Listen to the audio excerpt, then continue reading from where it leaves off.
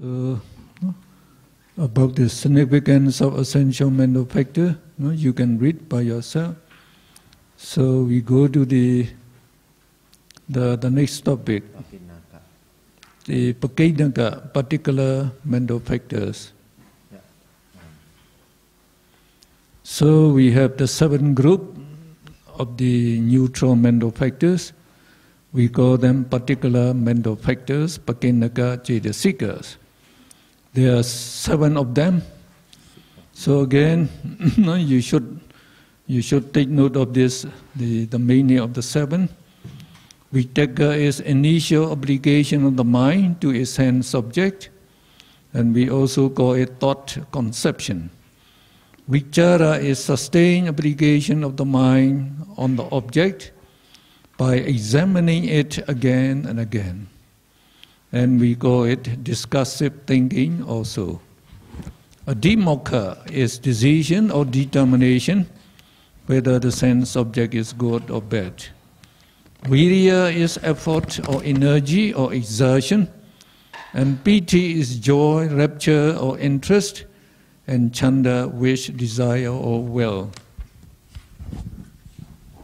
Jadi sekarang kita melihat faktor-faktor mental yang bersifat partikular sebagian atau pakinaka cetasika. Jadi keenam cetasika di sini yang bersekutu dengan baik bisa yang cetasika yang indah ataupun yang tidak indah, tetapi tidak dengan keseluruhannya. Mereka bersekutu hanya dengan cita-cita yang seharusnya mereka sekutui. Yang pertama kita lihat vitaka, penerapan awal daripada batin kepada objek indera. Dapat kita katakan juga bentuk-bentuk pikiran daripada konsepsi pikiran di sini. Kemudian wicara, penerapan bertahan daripada batin kepada objek dengan mengamatinya terus-menerus secara pemikiran yang berlangsung sebenarnya di sini. Ya. Kemudian adhimokkha, keputusan atau penentuan apakah objek itu baik atau buruk. Wirya, usaha atau energi ataupun suatu usaha juga ya sebenarnya. Kemudian piti, kegembiraan, kegiuran terhadap ataupun ketertarikan. Canda, keinginan, hasrat atau ingin. So vitaka, vichara, and piti are the jhana factors. You have already seen them. So vitaka applies the mind towards the sense object, and it initiates a thought about the object. And that's why we also call it thought conception. Okay. Sekarang kita melihat vitaka, wicara, dan piti. Kemarin kita sudah mempelajari bahwa ketiga tersebut termasuk ke dalam faktor-faktor jhana.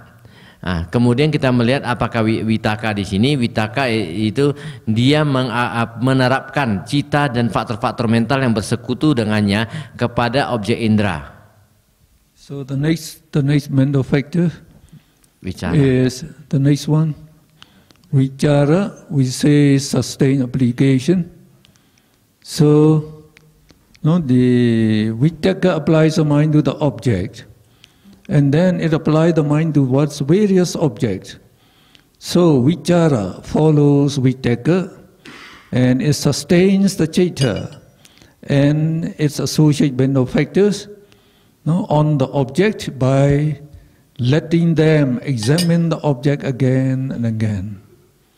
And we say it makes the thought about the object up and on, and so we also call it discursive thinking.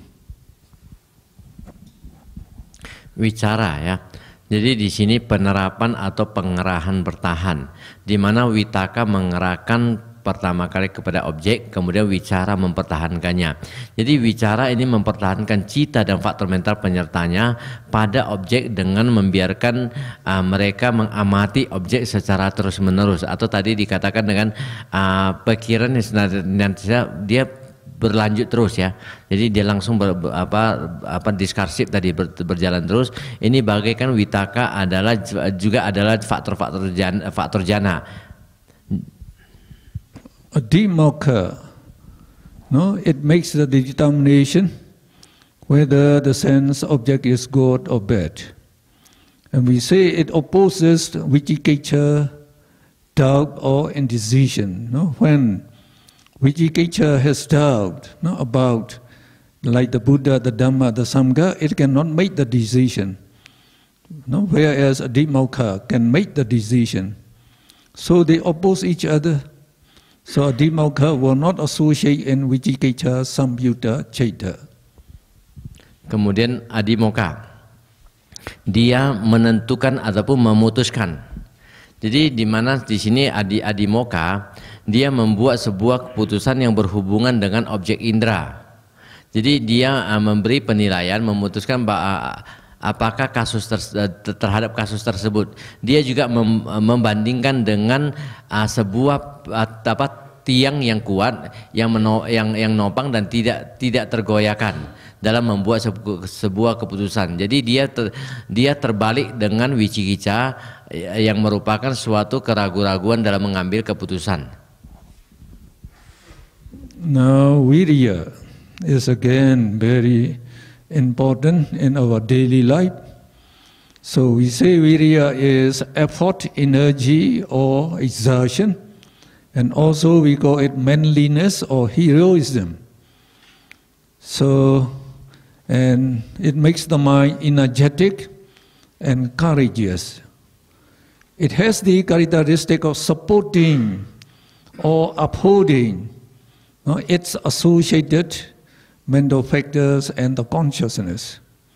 Now, as a leaning old house, supported by new pillars, may not fall, so also the citta and cetasika, supported by virya, will not give way. When an old house is not leaning, about to fall like this, if you put down a strong pole, support it, then it will not fall anymore.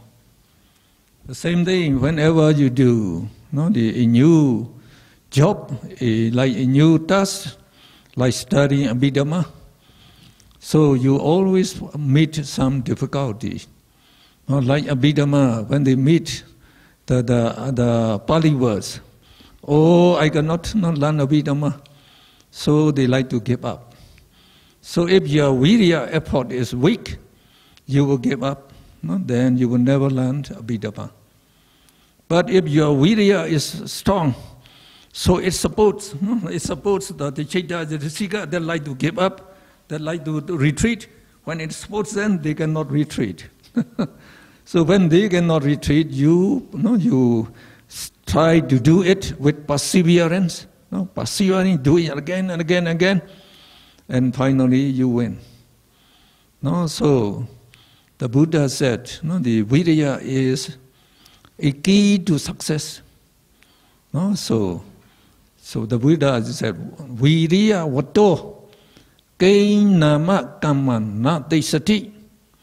If virya is very strong, whatever the task or job you do, you will always succeed. So it's very important in life to have very strong virya. Okay. Sekarang wirya. Wirya adalah usaha, juga di wirya lebih kurang dapat disamakan sebagai usaha energi atau suatu pengusahaan. Berdiri di garis depan sebagai seorang herois, ya, sebagai seorang pahlawan. Jadi dia juga dapat didefinisikan sebagai suatu keadaan yang begitu energis, ya, dan ataupun begitu berani. Jadi ini mempunyai sebuah sifat karakteristik daripada menopang ataupun menegakkan faktor-faktor mental penyertanya. Ini bagaikan sebuah rumah lama yang sudah miring, dia ditopang oleh oleh tiang-tiang yang baru sehingga menyebabkan dia tidak akan jatuh. Ini sama juga dengan faktor-faktor mental penyerta di sini. Dia ditopang oleh wirya, dia juga tidak akan jatuh. Di sini tidak akan kalah. Jadi ini sama ketika kita mendapatkan sebuah pekerjaan baru ataupun tugas baru, ya, seperti halnya kita belajar abhidhamma. Ketika kita mempelajari abhidhamma, di mana di sini keluar begitu banyak bahasa Pali, jadi kita mengatakan, waduh ini susah sekali, ya, saya tidak ingin belajar lagi, sehingga kita menjadi menyerah. Ya, apabila wirya kita di sini cukup lemah, maka kita akan segera untuk kalah, ya, menyerah karenanya. Jadi harus dengan sebuah wirya yang sangat kuat, ini senantiasa akan mendukung kita, mempertahankan semangat kita untuk bisa tetap berhasil, ya. Jadi dengan kekuatan yang terus menerus mendorong dengan usaha-usaha yang kuat, maka akhirnya kita pasti akan bisa dan pasti akan menang. Buddha mengatakan wirya adalah sebuah kunci menuju kesuksesan, ya. Jadi artinya apabila wirya kita sangat kuat, pekerjaan apapun yang kita lakukan kita pasti akan berhasil. And this is also a good comparison. Just as a strong reinforcement would help an army to hold on instead of retreating, even so virya upholds and uplifts its associated citta and cetasikas. And virya and idleness, they oppose each other. If your virya is strong, idleness cannot appear in the mind. If your virya is weak, then idleness will overwhelm the mind and make you very idle and you don't want to do anything. So we say virya should be regarded as the root of all achievements and it is a key to success. Jadi di sini juga ada contoh yang cukup menarik. Bagaikan sebuah bala bantuan yang sangat kuat yang akan membantu bala tentara untuk tetap maju dan tidak menyerah. Jadi dikatakan wirya juga menyokong atau menegakkan faktor-faktor mental penyertanya. Jadi wirya juga dapat dianggap sebagai pengendalian spiritual atau indria kita, karena dia juga akan mengendalikan dan mengatasi kemalasan, kelambanan juga. Dia juga adalah merupakan salah satu daripada 5 kekuatan atau pancabala di sini, karena dia tidak dapat digoyahkan oleh kemalasan tersebut. Jadi dia juga dapat bertindak sebagai 4 dari penyelesaian daripada idipada, ya, sebagai 4 tugas penyelesaian. Jadi ini sama dengan yang dikatakan bahwa wirya juga dapat dianggap sebagai akar daripada segala pencapaian, yaitu merupakan sebuah kunci menuju kepada kesuksesan. Piti is usually we translate it as joy. And it is also rapture, interest, or enthusiasm. So we say piti is related to pamukja, gladness. And the Buddha said, gladness will give rise to joy, piti. And piti will give rise to sukha, bliss. And sukha, bliss, will give rise to the samadhi, concentration. And samadhi will give rise to wisdom. So, to achieve success in meditation, you should meditate with joy. You should know. We say, the meditation is a very beneficial and important task to do. So the Buddha said, if you are doing meditation, you are paying the greatest, the respect and homage to me, because you follow his advice. So try to develop the piti, joy. Kemudian kita masuk ke piti. Piti diterjemahkan sebagai juga sebuah kesenangan ataupun kegiuran, ya. Dikatakan bahwa piti dia adalah kadang dia juga merupakan sebuah kondisi di mana batin yang sangat senang sekali, kesenangan, gladness tadi begitu senang ya, begitu senangnya. Jadi dikatakan dengan kondisi tersebut, kesenangan tersebut akan mendukung munculnya kegembiraan, sebenarnya kata-katanya begitu dekat ya, kegembiraan, kesenangan, kebahagiaan. Jadi akan ada piti akan merangsang, mendorong munculnya piti, dan piti akan mendorong munculnya suka. Ya, perasaan bahagia. Jadi perasaan bahagia tersebut suka akan mendorong munculnya samadhi, ya, samadhi ataupun nanti ekagata, dan samadhi tersebut akan mendorong munculnya panya ataupun kebijaksanaan. Jadi ini sebuah proses di mana dia berjalan ya, sampai munculnya suka, munculnya kebijaksanaan.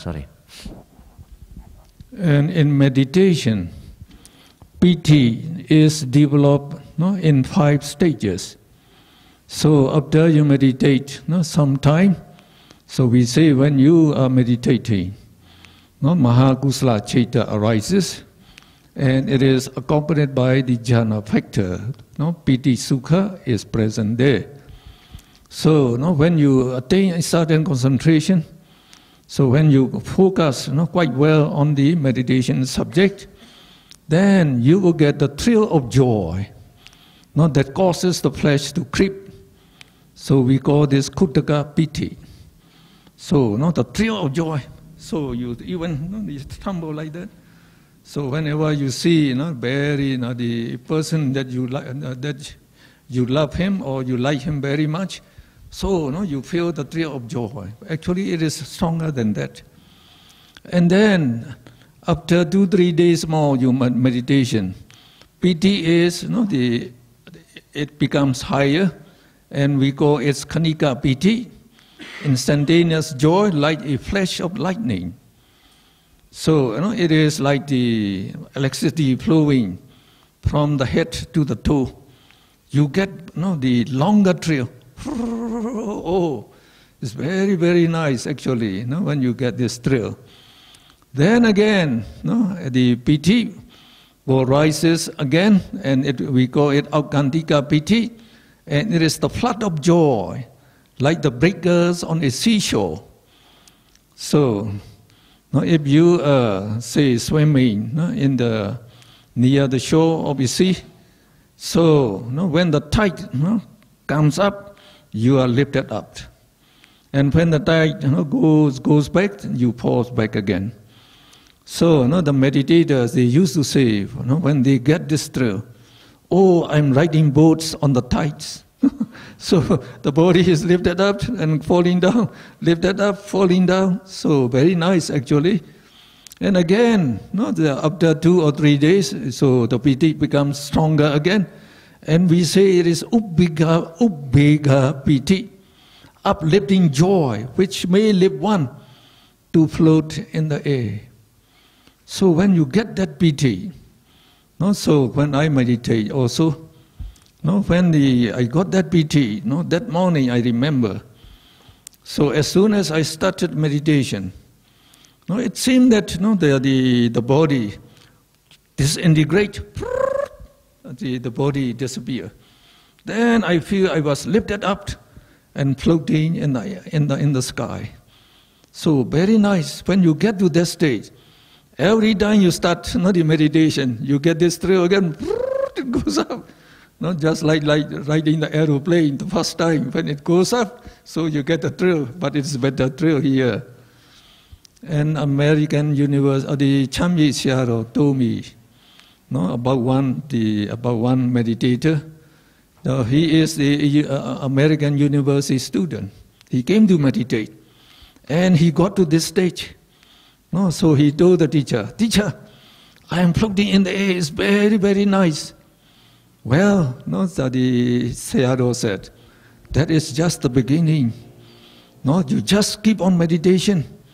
You will get the better experience. But every day, when he reported to the teacher, he said, the teacher, I'm still floating in the air. I'm still floating in the air. Don't be contented with it. You try to meditate. No, you will get better, no better than the thrill, he said. But teacher, I'm already contented, he said. Why? He said. Well, in American university, we are very, very free. We can enjoy all sorts of sensual pleasure. And finally, we find that all this sensual pleasure become bore. So we are fed up with this sensual pleasure. And that is the real thing. Now, if you try to enjoy it, you get bored, fed up. Then we try new excitement. And we started to use the intoxicating drug that we call heroin. But I dare to use only 2 times, he said. No, only 2 times, he said, because these drugs are very expensive. We students cannot afford it, he said. And the next thing is, we know that if we keep on taking, we will be addicted. So once you're addicted, you are going to the cemetery. And they don't know from the cemetery, they will go to hell when they die. No, so you lost your existence. For many existence, you'll be in the woeful state. So nowadays, youngsters, they try to use this like the drugs, that can stimulate your mind. They say they keep you away. They keep you very energetic to walk. So even some of our Myanmar the walkers, they said that we walked in Thailand. So some of the owners of the factory, they like to make the workers to walk very hard for a long time, longer periods. They give this drug. So it is very good to take it. You get some thrill for that. And if you keep on taking, you are addicted again. Addicted again. So it is very dangerous. So when he told that, so the teacher, I am already contented with this meditation. I have even better experience, better the sensation than that using the drug. And this meditation, it costs nothing. And then it has no bad effects. So I am contented. I will go back to the United States and teach my friends how to meditate. Ya, jadi seperti kita pada saat meditasi, apabila kita bisa mengembangkan konsentrasi kita, di mana pada awalnya kan kita masih bermeditasi dengan Maha Kusala Cita, namun ketika kekuatan konsentrasi itu makin kuat, kita mulai memasuki ke dalam tingkat berkembangnya faktor-faktor jana.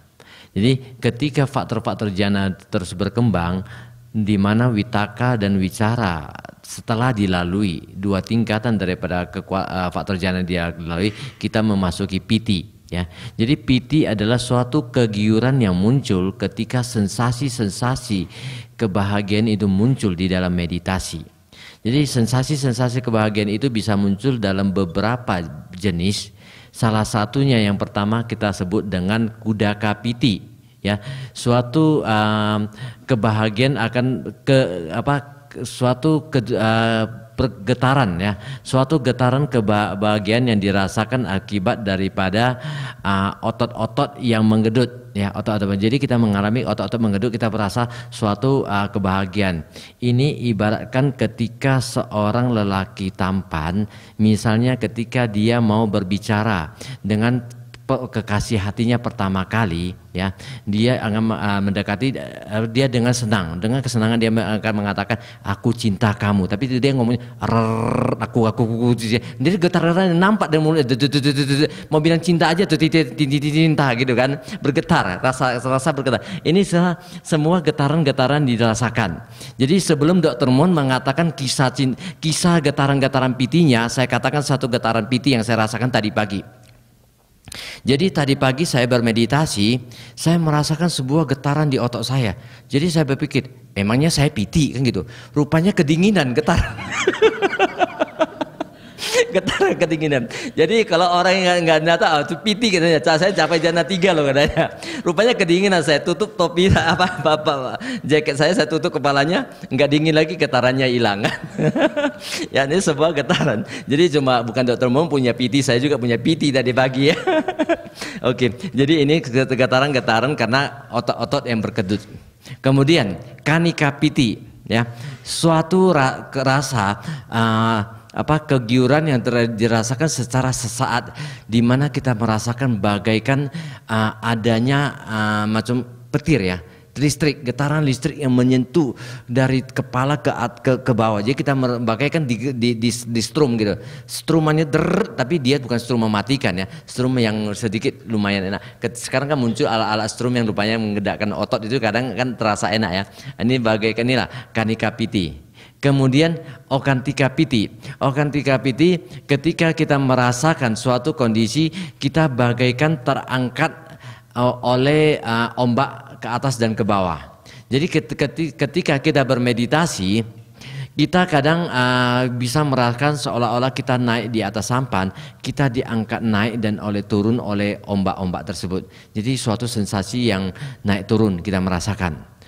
Kemudian UBKPT adalah suatu keadaan di mana kita merasakan kita seolah-olah bisa terbang, melayang, ya, kita bisa melayang di udara. Kemudian paranapiti, suatu kondisi di mana kebahagiaan itu menyebar ke seluruh tubuh kita.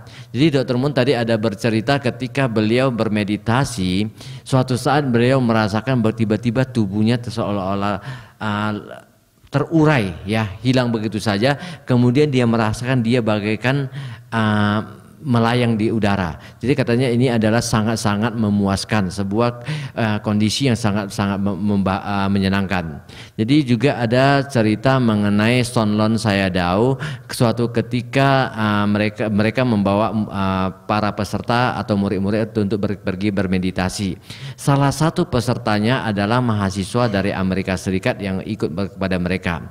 Jadi mahasiswa Amerika Serikat tersebut ketika dia bermeditasi, sampai suatu ketika dia merasakan sensasi yang sangat luar biasa, dia merasakan dia bisa bagaikan melayang di udara dengan kebahagiaan batin yang sangat luar biasa, senang pada saat itu. Jadi setelah itu dia melapor kepada Sonlon Sayadaw, Guru, saya sudah merasakan suatu kondisi kebahagiaan bagaikan melayang-layang di udara. Guru katakan, ya, bagus sekali, tapi itu masih permulaan. Jangan melekat kepadanya, ya, tetap bermeditasi, sadarlah akan kepada nafas Anda, objek meditasi Anda. Dia hari kedua dia bermeditasi lagi. Setelah bermeditasi kemudian dia melapor lagi kepada gurunya, Guru, saya masih merasakan kebahagiaan melayang di udara, begitu menyenangkan. Gurunya bilang, udah, jangan, itu bagus, tapi jangan tetap dilekati. Jalankan terus meditasi Anda, tingkatkan konsentrasi Anda. Dia juga hari ketiga dia juga demikian, dia melapor lagi ke gurunya demikian. Jadi gurunya mengatakan, jangan dilekati, abaikan saja. Jadi mahasiswa tersebut mengatakan, Guru, tidak, saya tidak akan mengabaikan, saya sudah cukup puas dengan kondisi demikian. Jadi kenapa? Dia mengatakan bahwa selama saya menjadi mahasiswa di Amerika Serikat, kita mempunyai suatu kebebasan yang sangat bebas. Kita bebas menikmati semua jenis daripada kesenangan indria dengan sebebas-bebasnya. Namun apabila menikmati kesenangan indria terlalu bebas, suatu saat kita akan mencapai ke titik pembosanan. Rasa kebosanan terhadap kesenangan indria itu akan dilewati, tidak menyenangkan lagi.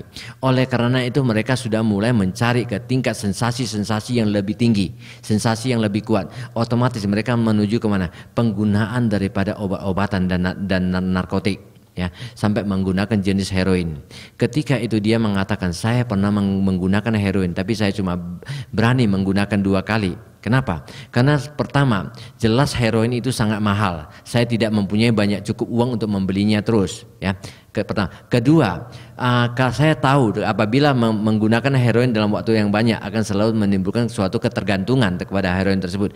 Ini mempunyai side effect yang sangat luar biasa, ya. Jadi saya nggak mau. Sekarang saya bermeditasi di sini, saya merasakan sensasi terbang kebahagiaan jauh lebih tinggi daripada saya rasakan ketika menggunakan heroin, katanya. Ya, jadi saya rasa saya puas di sini. Saya akan pulang, saya akan ajari teman-teman saya bermeditasi supaya menikmati sensasi tanpa perlu mengeluarkan uang sepeser pun, ya.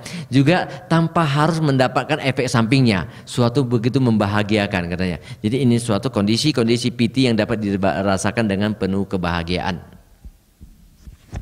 So in Myanmar, we have a very learned monk by the name of Ledi Sayadaw, and he is also a pioneer in meditation, very nice in meditation, and we believe he attained supernormal powers. He attained. So when he meditates, so some people try to still to look at him. He was lifted from the floor. So he just sit in the air, just sit there, he meditate. And there is also PT, this Obega PT, lifting you to be above the ground. And also in Visuddhimagga, a story was given. It was in a village in Sri Lanka, so by a hill, by the side of a hill. So on the hill, on the top of the hill, there's a monastery and a pagoda, and they are making a festival for that pagoda. They also give the Dhamma talk. So in the village, in a house, so a mother and the daughter is pregnant. She was nearly the due date. So the mother told the daughter, well, no, I am the other, your brother, sister will go up to the monastery to listen to the Dhamma. So since you are pregnant and nearly, the due date is very near, you should not come. So many people, if they push you, so your pregnancy may be affected. You just stay home. So they went. So this daughter, she stood by the window, and she could look at that pagoda, lighted, very many lights. And people were circling, walking around the chaitya, and then there are many people going to listen to Dhamma talk. So she wanted to go also. So while she was sitting there, standing there, she paid homage to the pagoda on the hill. And then, as I told you, reflect the attribute of the Buddha, Araham, Araham, Araham. Now, she gained the concentration, and PT becomes very strong. Then she feels that she was lifted up, and then she can go out of the window, and then flew in the air and got to the pagoda on the hill before the mother arrived. So when the mother arrived, he said, daughter, how did you come here? I flew in the air. How did you flew? No, I don't know. I just pay homage to the Buddha, and then I just was lifted, and I got here. Yes. Ya, jadi tadi juga di Myanmar sebenarnya ada banyak orang yang bekerja di Thailand. Tadi saya lupa menjelaskan. Jadi ketika mereka bekerja di Thailand, pemilik pengusaha ingin anak buahnya itu bisa bekerja dengan sangat kuat. Jadi biasanya juga obat-obatan itu kan bisa memberikan suatu dukungan energetik sehingga orang itu terangsang untuk bekerja terus-menerus. Namun mereka tidak menyadari akibat tersebut otak-otak mereka akan mengalami fatigue, ya, suatu kecapekan yang sudah biasa, akhirnya menyebabkan mereka drop sama sekali sebenarnya. Ya, jadi ini biasa ini digunakan memberikan obat-obatan kepada karyawan supaya mereka bisa semangat bekerja. Nah, juga ada sebuah cerita mengenai Ledi Sayadaw di Myanmar. Jadi beliau juga adalah seorang meditator yang sangat unggul dan diyakini sudah mencapai kekuatan supranatural. Jadi ketika dia bermeditasi, banyak orang ingin mencuri pandang kepadanya, mencuri-curi melihatnya. Jadi kadang mereka melihatnya tiba-tiba dia pada saat dia duduk, dia bisa terangkat dari tempat duduknya, terangkat seolah-olah nampak melayang. Jadi ini sebenarnya juga termasuk ke UBKPT ya. Nah, jadi seperti juga ada sebuah cerita di dalam Wisuddhimagga di mana diceritakan bahwa di daerah Sri Lanka di kaki sebuah gunung atau sebuah bukit, di sana ada sebuah desa. Dan di atas bukit tersebut mereka membuat sebuah pagoda untuk memberi penghormatan dan sering juga mengadakan dhamma talk ya di pagoda tersebut. Jadi di sebuah desanya ini ada satu keluarga yang mempunyai putra dan putrinya. Kebetulan salah satu dari putrinya tersebut ketika itu sedang berada dalam kondisi sedang hamil tua. Ya, jadi di saat itu juga ada sebuah dhamma talk di pagoda. Jadi sehingga keluarga tersebut ingin pergi mendengarkan dhamma talk di pagoda. Jadi mama dari putri tersebut mengatakan, saudara-saudari kamu, kakak dan abang kamu ataupun adik kamu akan pergi ke pagoda mendengarkan dhamma talk. Jadi karena Anda sudah kondisi demikian, Anda tidak mungkin bisa kami bawa ke sana karena harus menaiki bukit. Ya, Anda sedang hamil tua, tidak mungkin. Jadi kemudian mama dan saudara-saudaranya pergi, dia di rumah tapi dengan sebuah keinginan ingin pergi ke sana. Namun dia tidak bisa pergi, dia hanya berdiri di pinggir jendela sambil memandang ke pagoda tersebut. Ketika dia memandang ke pagoda tersebut, dia timbul keinginan untuk menuju ke sana untuk mendengarkan dhamma.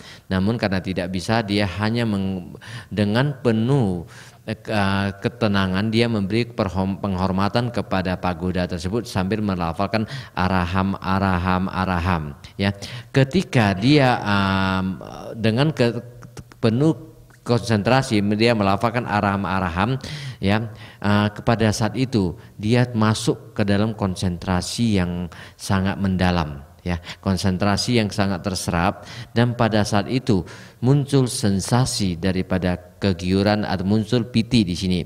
Jadi ketika piti tersebut muncul, yaitu dia muncul dalam bentuk ubeka piti yang menyebabkan dirinya terangkat. Ketika dirinya terangkat, dia bahkan bisa terangkat keluar dari jendela dan terbang, seolah-olah terbang ke pagoda tersebut di bukit. Nah, jadi dia sampai di sana ketika saudara dan mamanya belum sampai. Ya, jadi setelah itu mamanya sampai, mamanya terkejut. Kenapa Anda bisa kemari? Kan Anda harus di rumah. Ya, saya juga nggak tahu. Saya datang dengan terbang kemari katanya. Mamanya ngata, bagaimana Anda bisa terbang? Saya nggak tahu. Cuma tadi saya merasakan sebuah sensasi yang sangat luar biasa yang bisa membawa saya sampai ke kemari. Ya, jadi karena tingkat konsentrasi yang sangat kuat juga mempunyai kekuatan batin yang bisa menimbulkan sensasi-sensasi luar biasa. If you undertake further meditation and attain the jhana, then you get this paranapiti, which is stronger and it also remains longer, and it suffuses your whole body, and then your body is pervaded by this joy, like a full-blown bladder, or like a lump of cotton moistened in oil. So if you put cotton in oil, very soon the whole the cotton is filled up with the oil. Just like that, piti fill up all your body, and even like a flood overflowing creeks and ponds. Kemudian ya, apabila konsentrasi kita makin kuat, kita bisa merasakan piti yang berbeda tadi Pak Paranapiti. Itu suatu kegembiraan yang menyerap, ya, suatu yang terserap, menyerap suatu kegembiraan dan menyebar ke seluruh jasmani kita, bagaikan suatu kantongan, ya, kantongan yang dipenuhi oleh udara bisa ya. Jadi ketika macam balon juga bisa, ketika udara itu kita hembuskan dia menyebar masuk ke dalam, mengisi ke semua sisi ya. Dia menyebar ke semua sisi di sini. Jadi ini juga ketika bagaikan kapas yang ada di dalam minyak. Jadi ketika kita mengambil sebuah kapas yang masih bersih dan kering, coba kita taruh di dalam minyak, dengan segera kapas tersebut akan menyerap minyak masuk ke dalam apa? Ke dalam kapas tersebut begitu cepatnya. Jadi itu bagaikan sebuah kegembiraan yang menyerap dengan sangat cepat ke seluruh bagian daripada kapas tersebut. Ya, juga atau bagaikan banjir yang memenuhi sungai-sungai dan kolam ya, dengan cepat dia memenuhinya. The next one is chanda. No, we call wish, desire, or will. So the chief characteristic of chanda is the wish to do. No? So whatever you want to do, you always begin with chanda. Now you want to know. No, that one. No, we wish to go. We want to go. That wish, that one is chanda actually. No, again, no, because you want to know Abhidhamma, now you come to this Abhidhamma class. And if your chanda, no, the wish is very strong, then no, you will keep on studying this Abhidhamma, and you will very soon you will learn the Abhidhamma. So we say the chanda is the wish to do, and every action begins with chanda. So they say the act of standing up begins with the wish to stand up, and it is evident that a journey of 1,000 miles begins with the first step, and that first step is chanda. So like in Myanmar, we have also a saying, so if you have the goal, one of the wish to go, say to London, so you must begin with the first step, and then one step a day. London is not far away, we say. So after one step, you just keep on. Then sooner or later, you arrive at the London. Okay. Canda ya, suatu keinginan, hasrat ya, ingin. Jadi canda di sini dia mempunyai karakteristik, dia itu canda yaitu ingin melakukan ya. Jadi di sini dikatakan bahwa canda itu adalah sebuah keinginan di mana setiap kita ingin melakukan sesuatu itu harus dimulai dari canda dulu ya. Jadi canda di sini suatu keinginan, seperti halnya ketika Anda ingin belajar Abhidhamma ya. Anda harus mempunyai sebuah keinginan dulu sebagai langkah awalnya. Kalau tanpa keinginan Anda tidak akan berada di sini untuk belajar Abhidhamma, ya kan? Jadi canda itu merupakan langkah awal. Ibaratkan juga sebuah petualangan yang ribuan mil jauhnya itu selalu dimulai dengan langkah pertama. Tanpa saat langkah pertama kita tidak akan pernah maju untuk menuju ke titik akhir daripada tujuan kita. Nah, juga dikatakan karena di Myanmar tadi ada sebuah kata, ketika kita ingin menuju ke sesuatu, kita mau mulai langkah pertama, setiap hari satu langkah, semakin banyak langkah yang kita jalani, maka tujuan kita akan semakin dekat. Ya, jadi disinilah suatu canda, suatu keinginan di sini ya untuk bertindak dimulai dari wish tersebut untuk melakukannya. Ya, jadi ini ribuan mil hanya mulai dari awal. Now, when chanda becomes very strong, we call it will. We call it will in English, and in English they have the saying, if there is a will, there is a way. And the Buddha also say, if your wish is very strong, whatever you do, you will succeed again. So that means the virya and the virya effort and chanda, the wish or the will, they are the two keys to success. So one very good example is when I was the university student. I read the story of the Abraham Lincoln, the 16 President of the United States. So I like it very much. So Lincoln was born in a log cabin because his father was a woodcutter and he worked only in the forest. And Lincoln could attend the classes only up to the 4th grade. And his father took him out from the school and asked him to help the father to cut the wood. So even young, he had to help his father to cut the wood. But he didn't want to become a woodcutter like his father. He wants to be the American leader. If possible, the president he wants to be. So he said, if I want to do that, I need knowledge. I need knowledge. So my education is very low. So what he did is, he went to the edge of the forest. There are some houses, very far away actually. So he would go to one house. Dear sir, if you have some books you have read, and you just don't leave it at home, please let me read it. I will return it after I read it. So he get one book. So he will read it at night. So at night, he walk in Wisconsin. It's very cold. So like in the forest, they have to make the wood fire to make themselves warm.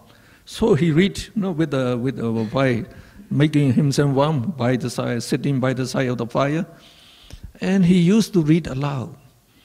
So you say, that's very correct. Also he said.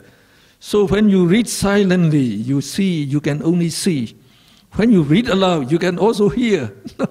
If you can see and you can hear, you can remember better, he said. So he tried to remember all the good facts. So after finish one book, he would go back and ask for another book. So all the books in this house, they don't have any more. He would go another house. And sometimes he has to walk up to 30 miles to get a book, to get the light in the edge of the forest, very few houses. So when he tried to read all this, then he get a lot of knowledge. Then he appeared for the lawyer examination. He passed. And he became a lawyer. And when he became a lawyer, he is a very good speaker. Because while he was in the forest, he also practiced speaking. So how did he do it? So at the edge of the forest, there's like in America, they have prairie, very big, the grassland. So the cowboys, they used to bring the cattle to eat grass on that prairie. So those, the cows, the cattle are his audience. So he would go in front of them. Then he would try to talk, with the gesture or like that. So he became very good speaker also. So when he became a lawyer, so other lawyers cannot compete with him. He has great knowledge, and usually he won. He won. And he was very, very, the righteous, upright, and very, the honest. So the people like him. So when they knew that he could speak very well, so they voted for him to become a representative of United States Parliament, the House of the Parliament. So when he got to the House of Parliament there, so whenever they discuss about a very important the affair for the country, so he is a speaker. When he spoke, everybody had to try to listen to him. And when they know about his honesty, righteousness, and also ability, finally they selected him as American president, the most loved, the president of the United States. So we say, if you have a wish, you will. So whatever you do, you will succeed. And this chanda and the virya, if you can couple it, you can even become the Buddha. So to become a Buddha is the most difficult task, to become a Buddha. So our Buddha became a Buddha because he was, his effort is very, very strong. Like when he meditated in in the forest for 6 years. We call it austere, the practice. Very, very difficult, practice actually. And it is actually the wrong method of meditation. The wrong method of meditation. You breathe in, and you have to control the breath not to come out. So when you control not to come out from the nose, the breath comes out from the ear. Shoo she, like that. Then he tried to close the ear, not to come out from the ear. So it pushes the brain, the head. It is just like stirring the head with a sharp iron rod. Very painful. He passed by. So he tried to meditate the whole day. So if he didn't succeed this day, he never gave up. He said, if I do not succeed this day, today I will succeed tomorrow. Tomorrow he do it again. So, and finally, it comes to nearly 6 years. Well, he said, I have been trying for nearly 6 years. I cannot attain the higher knowledge. Maybe because I'm taking regular food. So I will take very little food. So one day he took only one handful of soup. Even like the fruit juice or like that, just that. So he was reduced to skin and bone. And at one time when he tried to go to the toilet, he fell unconscious. Unconscious. So even the devas are looking around. Even they thought that he already died. But when he regained consciousness, then he tried to contemplate. So this method now I have tried for 6 years. I didn't gain any wisdom. So it must not be the right way. Only then he tried to give up this way actually. But he tried to think, what would be the right way? So at that time, no teacher to teach him. So he remembered when he was just 2 months old or 3 months old, and his father, the king Suddosana. So every year when they start the plowing in the rainy season, so the king make the plowing ceremony. So he also took this his child near the field there, and keep him under the shade of a tree. So the attendants, they watch after him. But when he was asleep and he didn't, it looks like he was asleep. So in the plowing ceremony, they also have the dancing and the music. So all the attendants, they went to watch for that. Only when they almost finished, they came back and they saw the child was sitting and meditating. Just 3 months. He could meditate. He could sit up. He could sit up and he meditate, and he attained the first jhana just in the jhana state.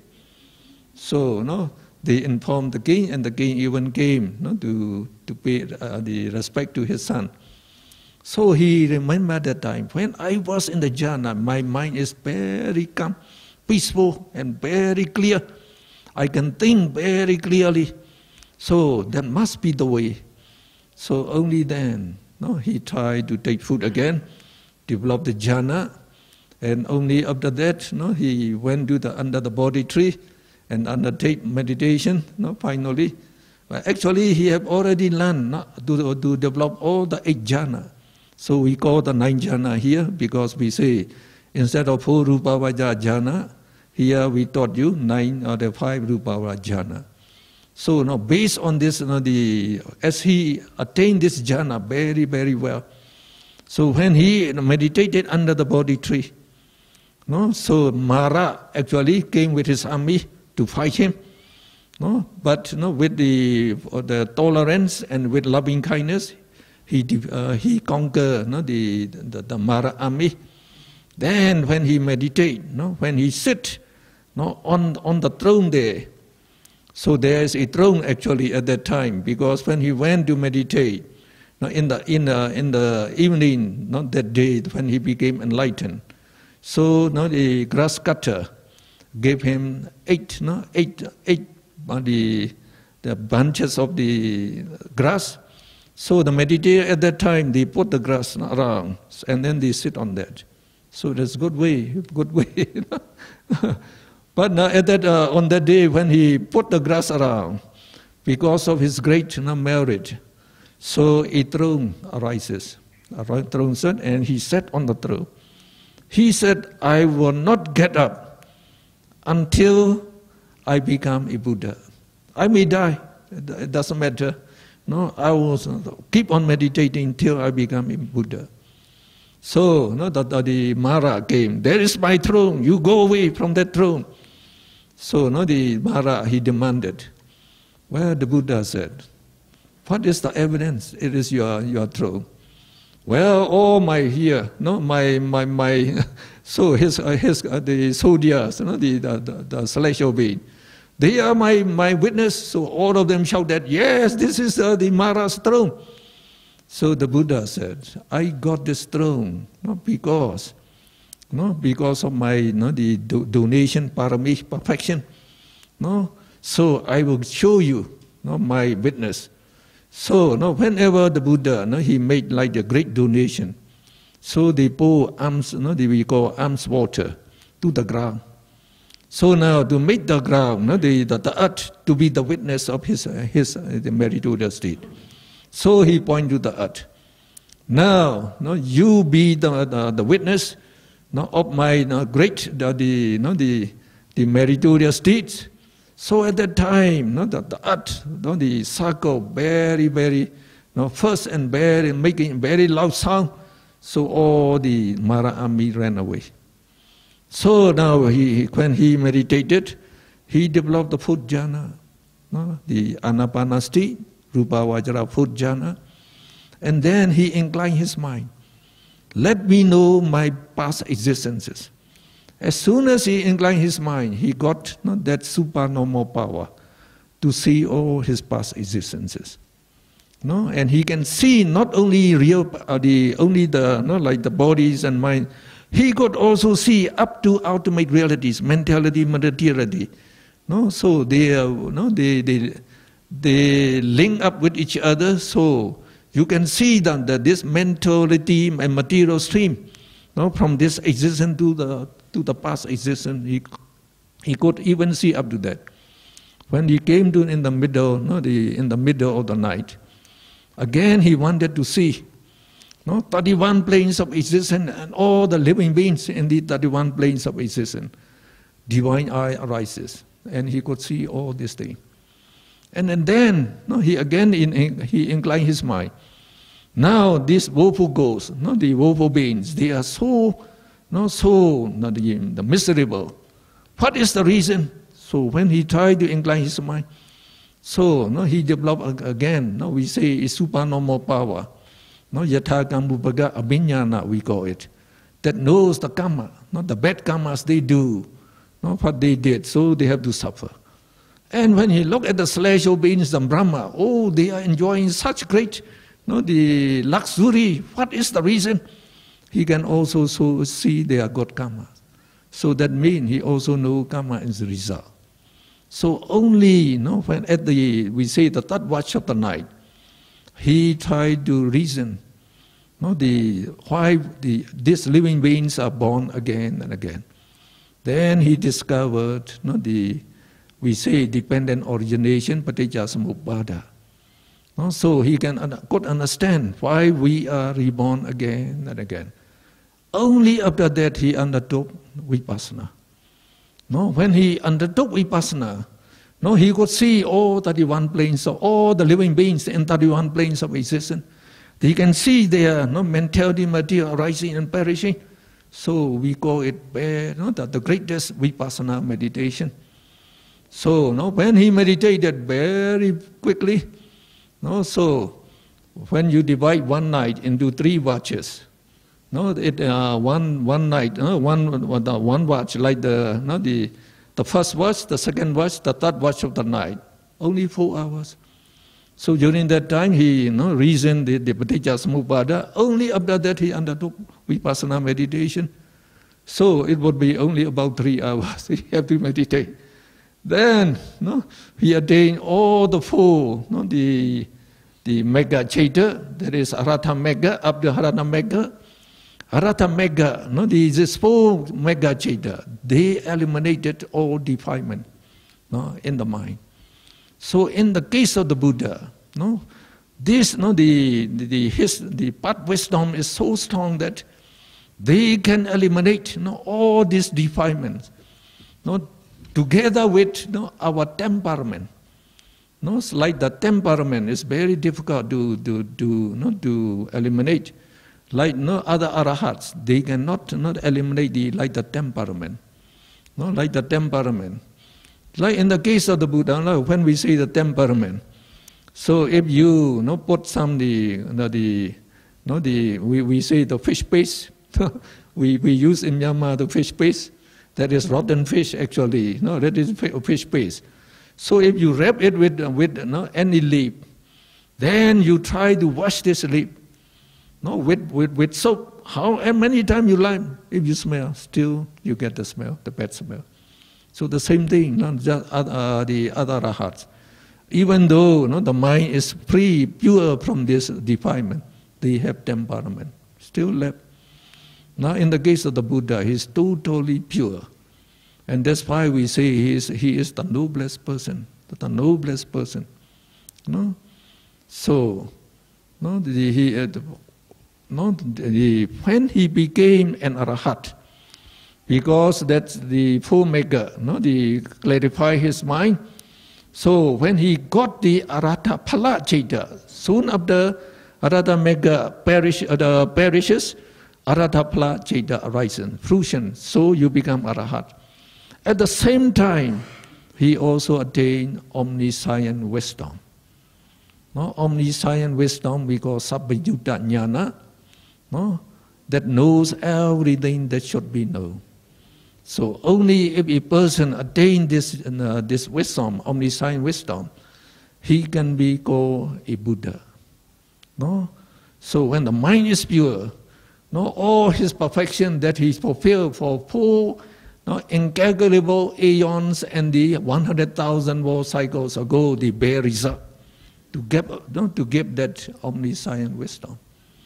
So you can see, to become a Buddha, you have to walk very strenuously for 4 incalculable aeons and 100,000 world cycles to become a Buddha. So we say, if your effort is strong, you will get it.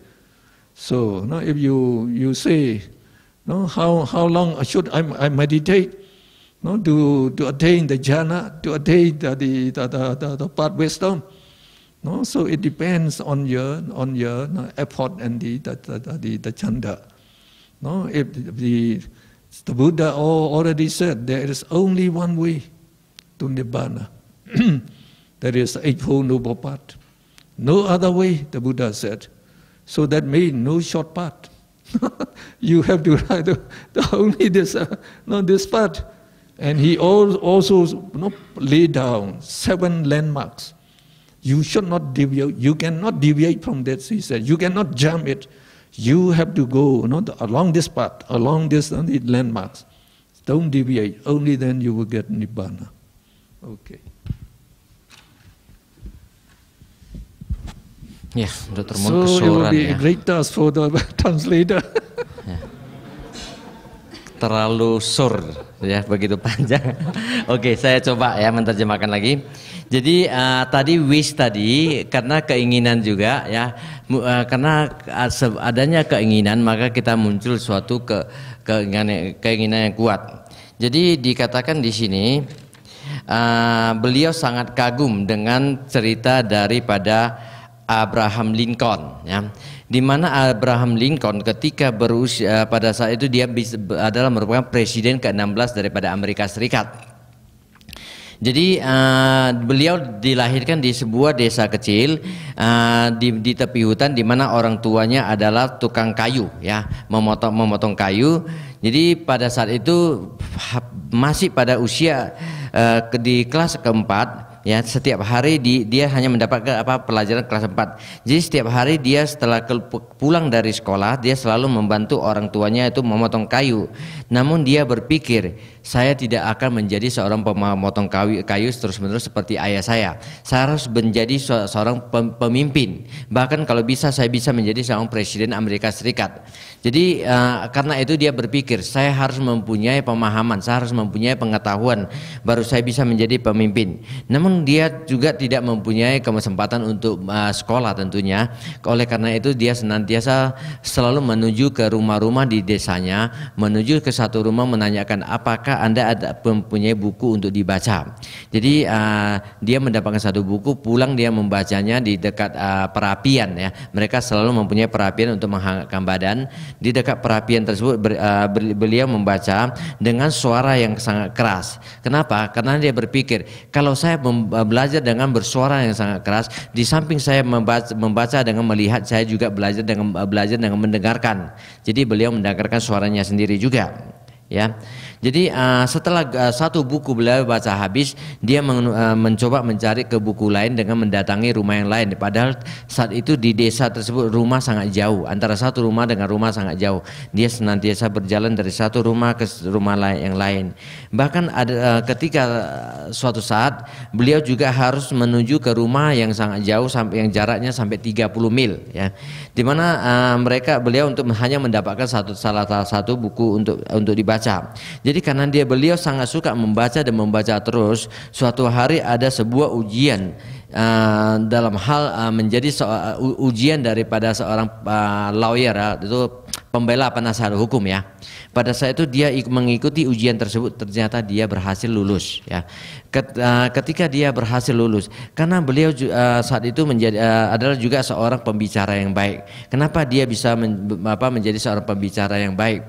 Jadi beliau juga sering menjadi seorang pembicara, di mana di desanya dikatakan bahwa setiap rumah biasanya di dekat rumah beliau selalu ada sebuah padang rumput ya, selalu ada padang rumput yang luas, di mana biasanya para pengembala banyak mengembalakan ternak-ternaknya di sana. Jadi ketika dia awal mula dia menjadi seorang pembela atau menjadi atau juga menjadi pada saat belajar, dia sering berbicara.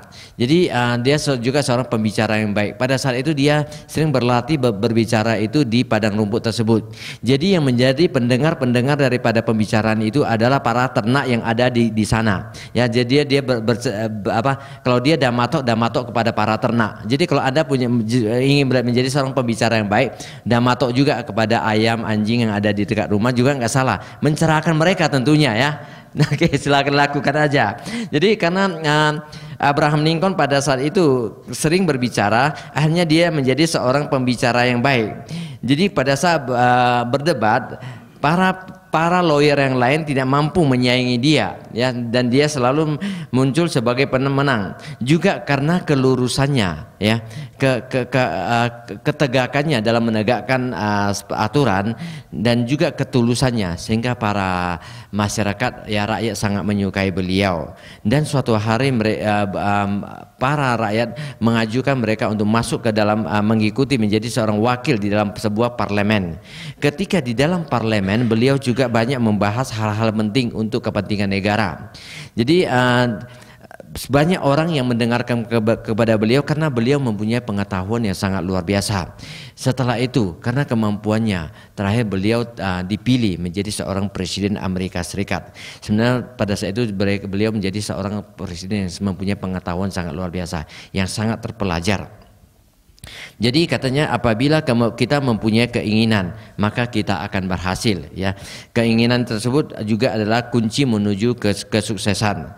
Jadi di mana dikatakan canda dan wirya oleh Sang Buddha juga menyebabkan ini adalah dua kunci menuju ke keberhasilan kita.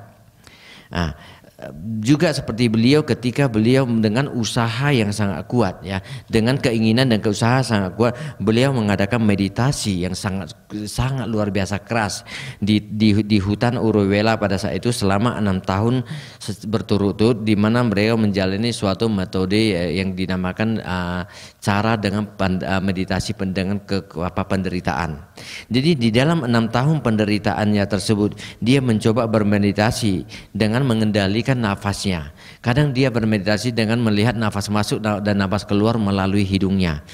Kadang dia coba menekan nafasnya untuk keluar dari telinganya. Dia merasakan ada udara keluar dari telinganya. Ya, pada saat itu dengan sekuat kekuatannya dia juga bermeditasi bagaimana untuk menekan udara keluar dari seluruh kepalanya. Ya, suatu hal yang sangat luar biasa berat sebenarnya. Ketika udara itu memancar keluar dari kepalanya, dia merasakan sebagaikan batang-batang besi yang menancap di kepalanya. Dia merasakan suatu kesakitan yang sangat luar biasa. Ya, tapi dia tidak pernah menyerah. Ya, dia mengatakan bahwa apabila hari ini saya gagal, besok saya akan berhasil. Ya, kalau besok saya gagal, lusa akan saya berhasil. Jadi semangatnya yang sangat luar biasa. Jadi setelah melewati 6 tahun pelatihan yang sangat luar biasa, namun dia tidak mencapai apa-apa. Ya, dia tidak mencapai apa-apa. Jadi dia berpikir, ternyata dalam 6 tahun tersebut saya telah menjalani suatu meditasi dengan metode yang salah. Ya, saya salah. Ya, pada saat itu dia mulai berpikir sebaiknya saya coba juga untuk makan sedikit makanan supaya membuat tubuh saya itu mampu untuk bermeditasi dengan agak lebih baik. Jadi pada saat itu dia mengambil hanya sedikit makanan, bahkan hanya pada satu hari hanya segenggam sejenis sup yang atau jus yang dimakannya. Ya, jadi sampai suatu hari ketika beliau menuju ke toilet, bahkan beliau jatuh pingsan di toilet. Para dewa yang melihat di sana juga mengira beliau sudah meninggal dunia. Ya, tetapi setelah beliau tersadar dari kepingsanannya, ya, dia merasakan sesuatu hal memperkirakan apakah sebenarnya yang lebih baik. Ya, dia tidak dengan cara meditasi yang saya lakukan tadi sebenarnya tidak memberikan jalan yang baik bagi saya. Jadi apakah cara yang terbaik? Dia teringat ketika masa kecilnya, ketika masih berusia 2-3 bulan. Pada saat itu Raja Sudodana ketika menghadiri suatu pesta panen, ya kalau nggak salah ya, pesta panen di desa. Jadi selalu ada acara daripada yang dikatakan acara desa, pesta-pesta desa. Jadi pada saat itu dia juga ikut dan dia berbaring di bawah pohon, kalau nggak salah pohon jambu ya hari itu ya. Ya, berbaring di bawah pohon jambu. Kemudian orang tua itu pergi mengikuti pesta. Sampai terakhir setelah pesta beliau datang melihat mendatangi Sang Buddha pada saat itu. Ternyata Sang Buddha sudah duduk di bawah pohon dan bermeditasi. Ya, di mana beliau berhasil mencapai tingkat rupa wacara jana pertama pada saat itu. Ya, jadi para orang-orang kemudian pergi mengatakan kepada ayahnya, bahkan ayahnya datang melihat dan memberi hormat kepada beliau yang pada saat berusia 2-3 tahun.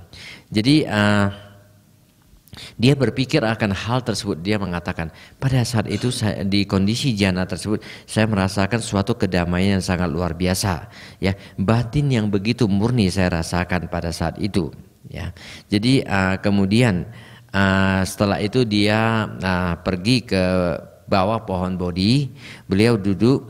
Beliau mulai bermeditasi untuk mencapai dalam meraih jananya. Sebenarnya pada saat itu dia sudah berhasil melampaui ke-8 jananya dengan baik. Ya, jadi setelah itu dia duduk bermeditasi, di mana untuk memasuki jana. Pada saat itu para marah berserta dengan bala tenteranya datang untuk bertarung dengan beliau, ingin mengalahkan beliau. Tetapi Buddha dengan toleransinya, dengan cinta kasihnya, beliau bisa menaklukkan mara tersebut. Ya, jadi sebenarnya pada saat dia bermeditasi pada saat itu ada seorang pemotong rumput, ya, pemotong rumput yang memotong banyak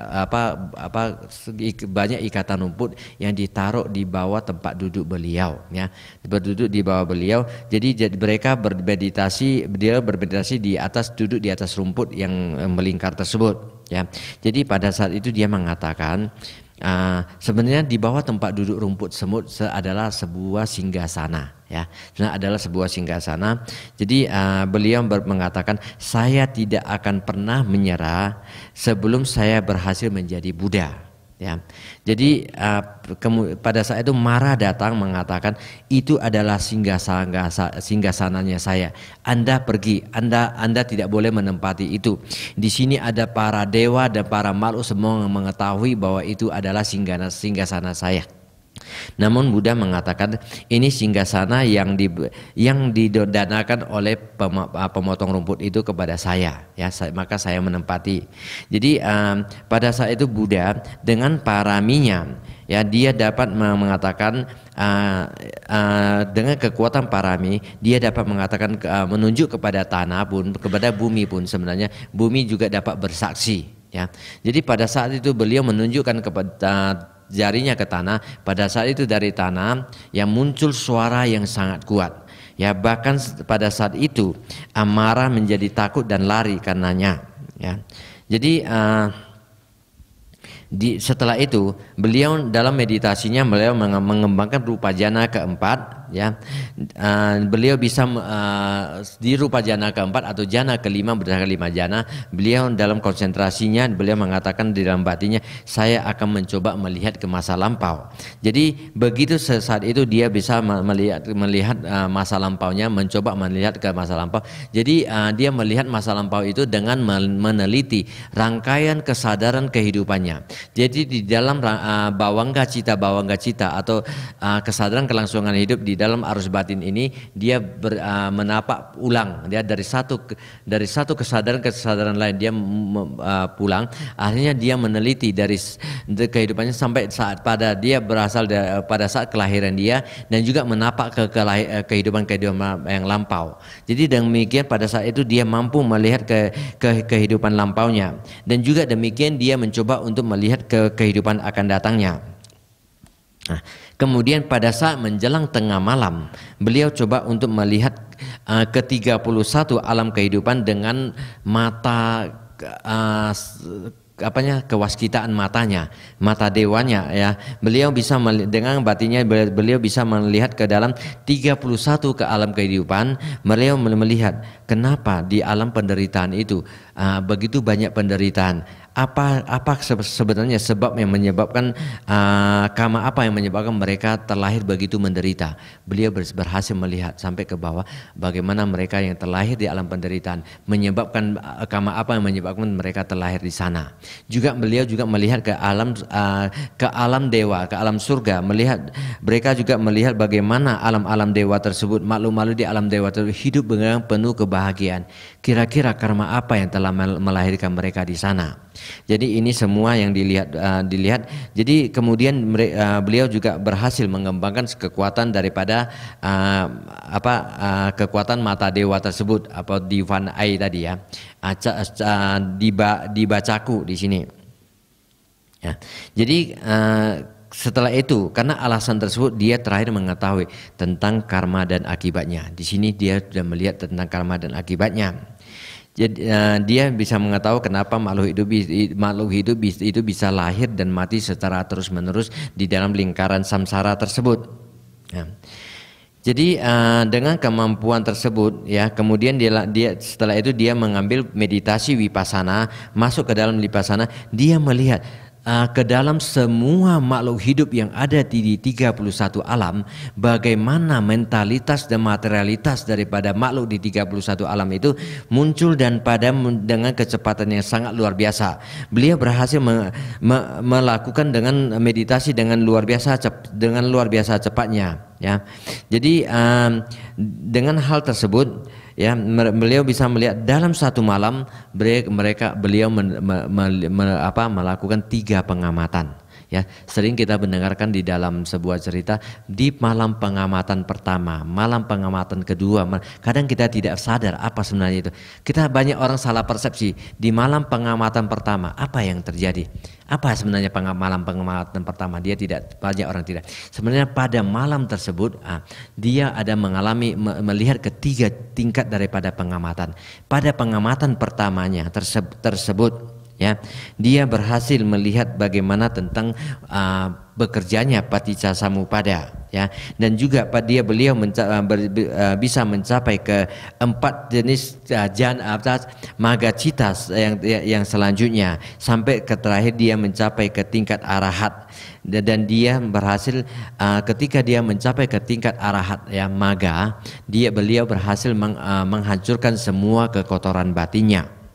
Jadi namun Buddha ketika dia mencapai ke tingkat arahata pahalanya, ya, maga dan pahala, tentunya saat itu dia berhasil menghancurkan kekotoran batin juga semua temperamennya, ya.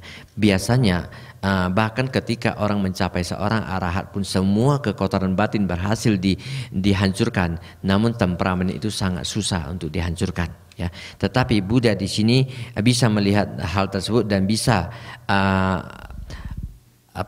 menghancurkan segalanya. Ibaratkan tadi Dr. Mon mengatakan di Myanmar mereka ada sejenis mungkin stik kayu atau apa yang bau, ya, rotan yang busuk. Jadi kalau kita membersihkannya, makin kita membersihkannya, bau itu tidak akan pernah hilang. Anda coba bersihkan dengan kain atau bersihkan, namun baunya tetap di sana, dia tidak akan hilang. Jadi temperamen itu juga begitu, dia sangat susah untuk dibuang. Ya, sebuah tingkat yang sangat susah. Jadi dikatakan bahwa para arahat pun sebenarnya terkadang masih mempunyai temperamen. Jadi Buddha yang sangat murni adalah seorang yang benar-benar sangat suci. Ya, jadi ketika dia mencapai arahat tersebut, ketika meraih arahat pala cita, dia menjadi seorang arahat. Dia juga meraih suatu sabayutanyana. Sabayutanyana tersebut adalah suatu pengetahuan yang bisa mengetahui segala sesuatu yang ada di dunia ini yang seharusnya beliau ketahui. Ya, jadi hanya orang dengan mencapai tingkat tersebut batinnya menjadi sangat murni, ya. Bahkan beliau dapat melihat untuk sekian asangkaya kalpa yang tidak terhitung lamanya, ditambah dengan 100.000 siklus dunia, maka seseorang itu bisa menjadi Buddha. Ini adalah suatu kekuatan daripada pengetahuan supranatural yang sangat luar biasa, ya. Omniscient tadi itu Sabayutanyana tersebut dapat melihat sampai ke tingkat yang itu. Jadi kemarin juga di meditasi pada saat Abhidhamma kelas ada yang menanyakan berapa lama saya bermeditasi saya baru bisa mencapai tingkat jana. Jadi Buddha menjelaskan tergantung kepada Anda, bagaimana kekuatan Anda, canda Anda, dan bagaimana juga wirya Anda, semangat Anda. Apabila Anda ingin mempunyai canda yang kuat dan wirya yang kuat, katanya hanya ada satu jalan menuju di Nibbana, yaitu jalan Arya berruas 8. Di mana di dalam jalan Arya berruas 8 di sana sudah ditancapkan 7 tugu, ya, 7 tugu yang harus kita lampaui untuk menuju ke pemurnian batin, yaitu 7 tahapan pemurnian batin yang dijelaskan dalam Visuddhimagga yang tidak akan pernah kita lompati satu persatu. Kita harus melewati satu demi satu, mulai dengan Sila Visuddhi, Citta Visuddhi, Panya Visuddhi. Ini tahapan-tahapan yang harus kita lalui untuk mencapai ke tingkat Nibbana, ya. Oke. So I hope your virya and chanda will become very strong, and you will get enlightened very soon. So we take 2 hours break now. So we meet again only at 1:30. No, and they prolong the time until 2 p.m. Dr. Moon. Yeah, isn't it? Yeah, sampai jam 2 ya. Yeah, we start 2 p.m.